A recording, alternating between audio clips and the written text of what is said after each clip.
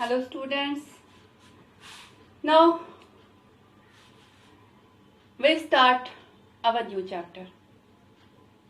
The new chapter is Insight into Program Execution.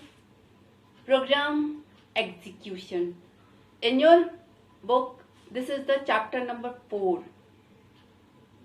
Maybe come in the mind why not chapter number 3. The chapter number 3 is basic gates and all. Means chapter number 3 is the Boolean logic, which we will take up after the Python. Means when we study all the Python programming, after the programming we will take up the Boolean logic. Right? Now chapter number 4, Insight into Program Execution. All of you know you have a programming language called Python. Right तो उस language को सिखाने से पहले, उस language के पहले का involvement, what is the program, how it execute. Now come to the very beginning. Computer combination of hardware and software. Means computer दो चीज से मिलकर बनता है, हार्डवेयर जिसे आप टच कर सकते हो और सॉफ्टवेयर मतलब प्रोग्राम. ठीक है. अब हार्डवेयर तो हमने फर्स्ट चैप्टर में सारे हार्डवेयर हम लोगों ने पढ़े, बहुत सारे पढ़े. ठीक है. Input device, output device, memory, CPU and all. Now come to the software. Software is the program. Software भी पढ़ा था पर now we are talking about if we write a program then how A computer can understand this. करता क्या है जब हम उसे काम करने के लिए, कोई काम करने के लिए कुछ भी कहते हैं. क्या? Okay. Now come. Computer is a electronic device. Okay. Combination of hardware and software. Hardware आपको पता है, सॉफ्टवेयर इज अ प्रोग्राम. मतलब कंप्यूटर से कुछ भी करने के लिए कहना हो तो ऐसे खड़े होके बोले तब तो वो नहीं समझेगा ना. Voice recognition हो, that is also the software, that is the different thing. Okay. Computer जो भी करता है उस काम को करने का प्रोग्राम आप उसे देते हैं. कंप्यूटर क्या करता है, उस प्रोग्राम को लाइन बाय लाइन एग्जीक्यूट कराता है और उस लाइन में जो लिखा हुआ है वो उस प्रोग्राम को करता है. राइट?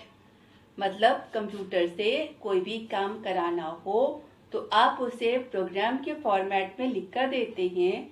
कंप्यूटर उस प्रोग्राम को समझता है.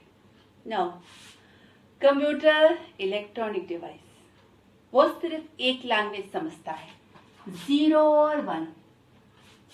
राइट?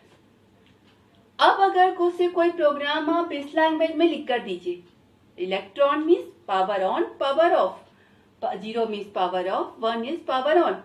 इस लैंग्वेज में लिखकर आपने कोई से प्रोग्राम दिया, 1-0 बाइनरी लैंग्वेज भी बोलते हैं, मशीन लैंग्वेज बोलते हैं, बाइनरी लैंग्वेज बोलते हैं. इस लैंग्वेज में लिखकर आपने उसे प्रोग्राम दिया. Computer can easily understand. हाँ, समझ में आ गया क्या करना है. लेकिन आपके लिए इस लैंग्वेज में प्रोग्राम लिखना इतना आसान नहीं है. इम्पॉसिबल नहीं कहेंगे. इम्पॉसिबल इसलिए नहीं कहेंगे बिकॉज स्टार्ट एज, कंप्यूटर के स्टार्टिंग एज में जो प्रोग्रामर्स थे वो इस लैंग्वेज में प्रोग्राम लिखकर दिया करते थे. तो not impossible but it's very much difficult, very difficult to write a program in this language. So now the solution is very difficult for us, for the human being. लेकिन computer को तो बस यही आती है. तो नेक्स्ट वन स्टेप अहेड. अब ऐसी लैंग्वेज चाहिए जो हमें, जिसमें हम प्रोग्राम इजीली लिख सकें. ठीक है. अब असेंबली लैंग्वेज और हाई लेवल लैंग्वेज का इन्वेंशन हुआ जिसमें यूजर प्रोग्राम लिखे तो easily you can easily write a program in high level language. Now but the computer is still a electronic device. आपने अपनी प्रोग्राम अपनी लैंग्वेज के अकॉर्डिंग तो आसान कर दिया, आपको समझ में आ रही है, लेकिन कंप्यूटर को तो नहीं समझ में आएगी। तो हमें एक मिडिल मैन चाहिए, that is called the translator. ठीक है, एक ट्रांसलेटर जो हमारी लैंग्वेज, वैसे हमारी लैंग्वेज नहीं बोलते हैं इसको, प्रोग्रामिंग लैंग्वेज बोलते हैं, that is the high level language or any 4GL, that is programming language, that is called source code. जो किसी भी हाई लेवल लैंग्वेज में लिखे हुए प्रोग्राम को मशीन कोड में कन्वर्ट करें।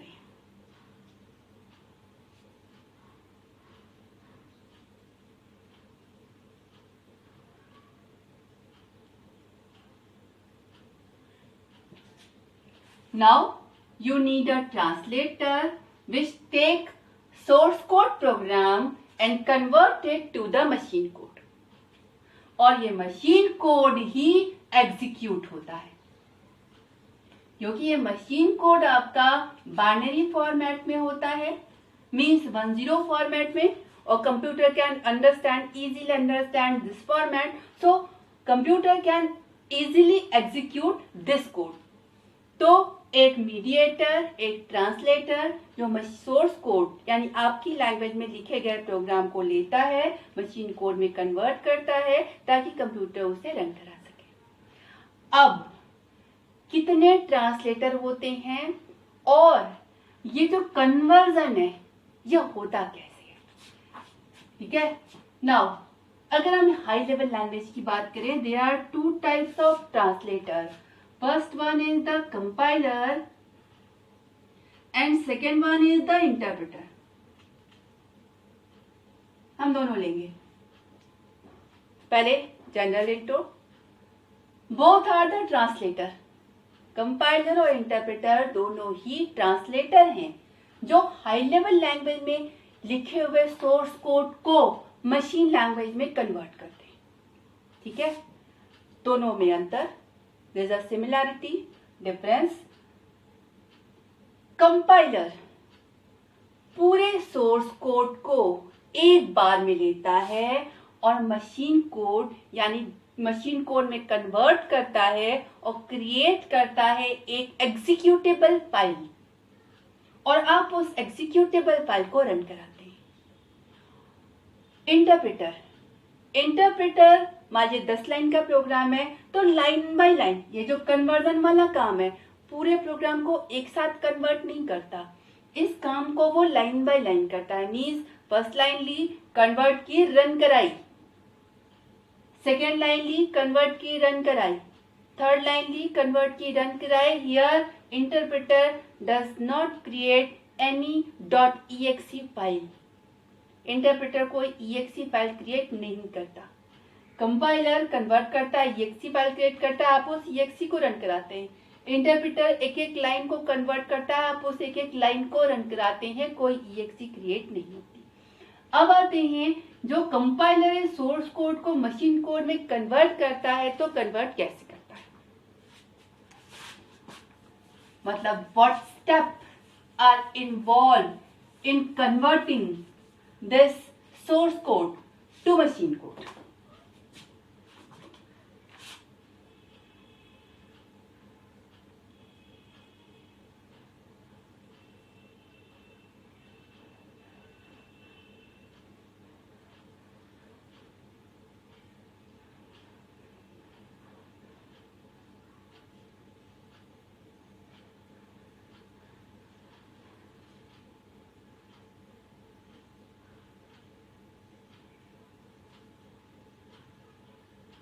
बेसिकली कंपाइलर यहीं तक है, पर after that one more work is called the loading. Now start from the first, pre processing.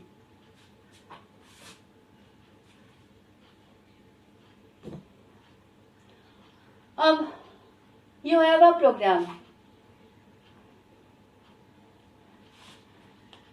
Programme में मतलब क्या क्या होना है वो लिखा हुआ है, साथ में जो प्रोग्रामर है वो कुछ ऐसी लाइनें भी डालता है कि आप जब प्रोग्राम को पढ़ें तो आप इजीली समझ सके कि ये प्रोग्राम में ये क्या लिखा है, लेकिन वो लाइन एग्जीक्यूट नहीं होती, उस लाइन को कमेंट बोलते हैं। अगर आप जो लैंग्वेज सीखने जा रहे हैं दैट इज द पाइथन, उसकी बात करें तो उस पाइथन में कमेंट आप हैश लाइन से लिखते हैं, ट्रिपल कोट से लिखते हैं, ठीक है। तो अगर कोई लाइन इससे लिखी है या इससे लिखी है तो वो लाइन रन नहीं होगी, ठीक है। प्री प्रोसेसिंग की वर्किंग क्या होती है कि जो आपका प्रोग्राम है उसमें वो लाइन हटा देना जो रन नहीं होनी है, और वो लाइन और ऐड कर देना जिसकी इसको जरूरत है। जैसे मान लीजिए आपने लिखा है print is the function, built in function है। अब ये बिल्ट इन फंक्शन का कोड जहां पर भी लिखा हुआ है उस लाइन को आपके प्रोग्राम में ऐड करना। जितनी भी प्री प्रोसेसर डायरेक्टिव्स हैं, आपने अगर प्रोग्राम में कोई ऐसा फंक्शंस यूज किया है जो आपके प्रोग्राम का पार्ट नहीं है, आपने बिल्ट इन फंक्शंस को यूज किया है, तो वो बिल्ट इन फंक्शंस वाले कोड को ऐड करना, मतलब कमेंट्स को हटा देना। और फंक्शंस अगर यूज किया है, basically what is the function is a group of code. आपको जब आपको उस ग्रुप ऑफ कोड यानी ग्रुप ऑफ लाइन वाले वर्क की जरूरत पड़ती है तो आप उसे कॉल करते हैं। जैसे रीडिंग है, इनपुट फंक्शन यूज किया, प्रिंटिंग है, प्रिंट फंक्शन यूज किया, और भी ढेर सारे फंक्शन है। तो ये आप सिर्फ फंक्शन को कॉल कर रहे हैं, फंक्शन कहीं और है।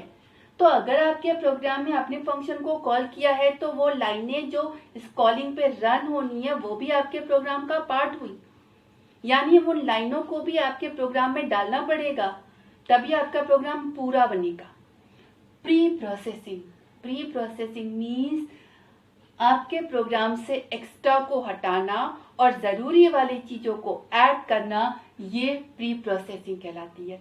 मतलब आपके प्रोग्राम में जितनी लाइनें होनी चाहिए उतनी पूरी की पूरी आ जाए, एक्स्ट्रा हट गई और नेसेसरी वाली ऐड हो गई। अब आपका प्रोग्राम रेडी टू कंपाइल है, कंपाइल होने के लिए यानी कन्वर्ट होने के लिए अब एकदम तैयार है, कुछ भी एक्स्ट्रा नहीं है और कुछ भी कम नहीं है। That is pre processing. Before processing जो वर्किंग होती है इसको प्री प्रोसेसिंग बोलते हैं। मतलब कंपाइलेशन से पहले आपने एक्स्ट्रा हटाया और जो जो चीजें चाहिए वो सब चीजें ऐड की।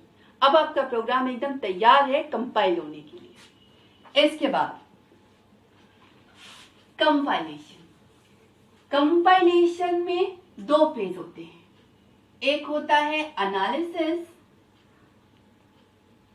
और दूसरा होता है आपका सिंथेसिस।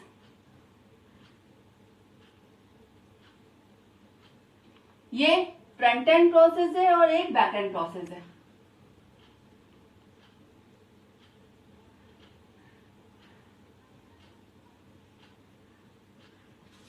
अब आपका प्रोग्राम एकदम तैयार है, जितनी चीजें होनी चाहिए है, जितनी नहीं होनी चाहिए हटी हुई है। Now compilation, analysis. अब आपका प्रोग्राम क्या है? Lines of code. अब वो जो लाइनें हैं, जैसे आप कोई भी लैंग्वेज में कुछ भी लिखते हैं तो हर, जैसे हिंदी लिखा मैं वहां गया, या मैं राम खाना खाता है, या इंग्लिश में लिखा आई एम गोइंग। तो जो स्मॉलेस्ट एंटिटी, जैसे आई एम गोइंग, 3 एंटिटी।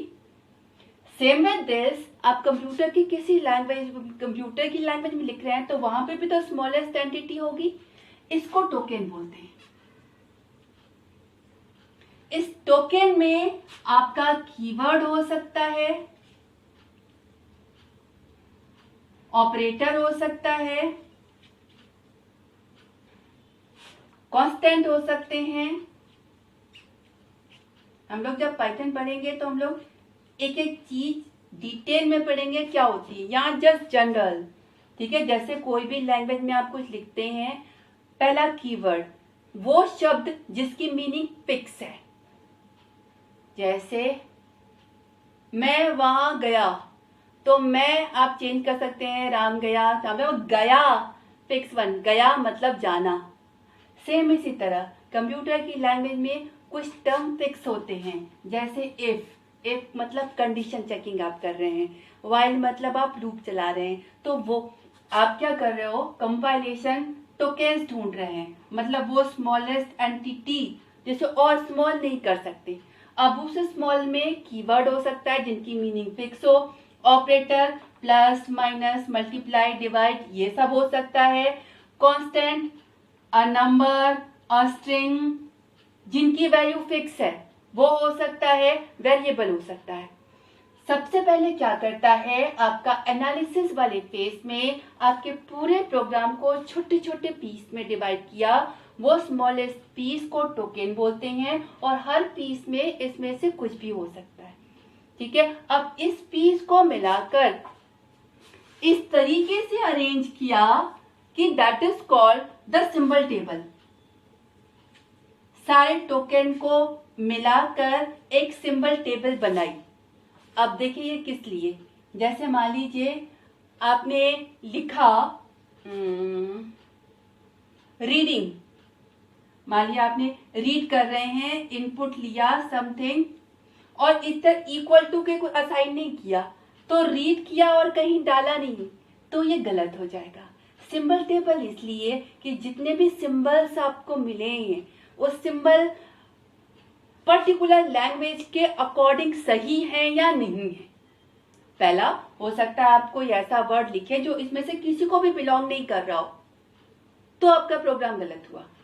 जैसे मान लीजिए आपने ABCD में कुछ भी लिख दिया ऐसा जो आपकी लैंग्वेज में कहीं नहीं मिला, ना तो उस नाम का कोई कीवर्ड था, ना वो कोई ऑपरेटर में मिला, ना वो कोई कांस्टेंट है, ना कोई वेरिएबल है, तो आपका प्रोग्राम आपको एरर देगा। तो एरर कब देगा, जब वो सारे टोकन समेट लेगा, सबको कंपेयर कर लेगा, तब उसे मिलेगा कि इसमें से कुछ भी नहीं है, तो ये कोई भी गलत चीज आ गई है।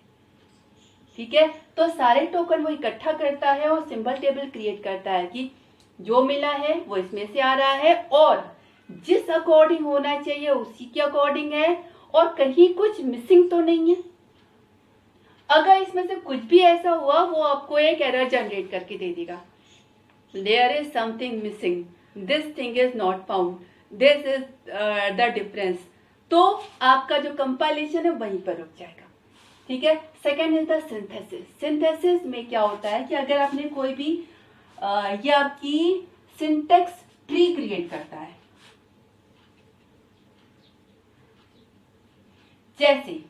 जैसे मान लीजिए आपने लिखा है 4 + 5 मल्टीप्लाइड बाई 6 डिवाइड बाई 7, एक मैथमेटिकल एक्सप्रेशन, राइट। अगर आपको इसे इवेल्युएट करना हो तो बॉडमास रूल के अकॉर्डिंग पहले ये करेंगे, फिर ये करेंगे और फिर ये करेंगे। कंप्यूटर भी बिल्कुल ऐसे ही करता है, तो ऐसे करने के लिए वो एक सिंटेक्स ट्री क्रिएट करेगा। मतलब सबसे पहले ये होगा, ये किस पर अप्लाई होगा, 5 पर और 6 पर, नो इट्स हियर 5 और 6 पर। इसका जो रिजल्ट होगा वो डिवाइड होगा, इस पर अप्लाई होगा, इसका जो रिजल्ट होगा उसमें आप 4 ऐड करेंगे। This is syntax tree of this one. अब यहाँ पर कहीं भी कुछ मिसिंग हो गया, जैसे मान लीजिए आपने ये लिखा और ये नहीं लिखा, या समथिंग ऑपरेटर ज्यादा हो गए, ऑपरेंड कम हो गए, या ऑपरेंड कम हो गया, ऑपरेटर ज्यादा हो गया, कुछ भी ज्यादा हो गया, आपकी ट्री सही नहीं बनी, मतलब हर इसके अकॉर्डिंग यहाँ ये नहीं मिला, तो इसको ऑपरेटर तो मिला, ऑपरेंड नहीं मिले, जैसा भी कुछ मिलेगा तो भी एरर जनरेट कर देगा कि समथिंग मिसिंग, या ये सही नहीं लिखा है। अब अगर यहीं पर आपकी एरर आई, आपने उस एरर को सॉल्व कर दिया, मतलब प्रॉपर सिंबल टेबल बन गई, प्रॉपर सिंटेक्स ट्री बन गई, तो फिर आपके ये पूरे सोर्स कोड प्रोग्राम को असेंबली कोड में कन्वर्ट करता है। The end of the step 2 it will generate the assembly code, right? If symbol table is properly generated, syntax tree is proper, मतलब कहीं भी एरर है तो वो वही रोक देगा। आपने ठीक किया, फिर से इसने काम शुरू किया, प्रॉपर बन गई, तो इस पूरे सोर्स प्रोग्राम को इसने असेंबली कोड में कन्वर्ट कर दिया। ठीक है, now the step 3 assembly. Assembly में सारे असेंबली कोड को ये मशीन कोड में कन्वर्ट करता है। Okay, machine code is converted. पर आप इस मशीन कोड मतलब स्टेप 3 तक आपका मशीन कोड जनरेट हो गया, पर आप इस मशीन कोड को रन नहीं करा सकते। क्यों? क्योंकि लिंकिंग नहीं हो कि हर मशीन कोड है, पर यहाँ पर ये नहीं है कि किस लाइन के बाद कौन सी लाइन डालूं। जैसे मान लीजिए आपने कोई फंक्शन कॉल किया, मैंने आपको बताया था, जैसे इनपुट आपने लिया है या प्रिंट आपने किया है, तो इस लाइन की कॉलिंग के बाद कहाँ जाना है या इनपुट वाली लाइन के बाद कहाँ जाना है। Means link all the header files और द मॉड्यूल्स लिंकिंग, ये वाला काम आपका करता है लिंकर। किस लाइन के बाद किस लाइन में जाना है, लिंक क्रिएट करना, वो लिंकिंग वाला काम आपका लिंकर करता है। नाउ और अब क्रिएट हुई after the step 4 it will create .exe file. Second phase के बाद आपका असेंबली कोड क्रिएट हुआ और थर्ड फेज के बाद आपका मशीन कोड क्रिएट हुआ, फोर्थ फेज के बाद आपकी .exe फाइल क्रिएट हो गई। जो exe फाइल जिसमें सारे लिंक अवेलेबल हैं, you can execute this program. Then what is the working of the loading? Loader ये काम करता है कंपाइलर का कि आपकी exe फाइल को उसके जो भी कोड है उस अकॉर्डिंग मेन मेमोरी में लोड करेगा। ताकि देखिए ये बेसिक चीज है, कोई प्रोग्राम तभी रन होता है जब वो मेन मेमोरी में हो। तो लोडर का काम होता है कि आपकी मशीन कोड यानी exe फाइल को मेन मेमोरी में लोड करना ताकि आप उसे रन करा सकें। कंपाइलर का काम यही तक होता है main, that is the work of the loader. ठीक है, exe क्रिएट हुई, कंपाइलर खत्म। Now the working of the loader, it load the executable file into main memory. That's why you can execute this. Okay, tomorrow we will take up the next translator, interpreter, and that comparison, and then operating system. Okay, thank you.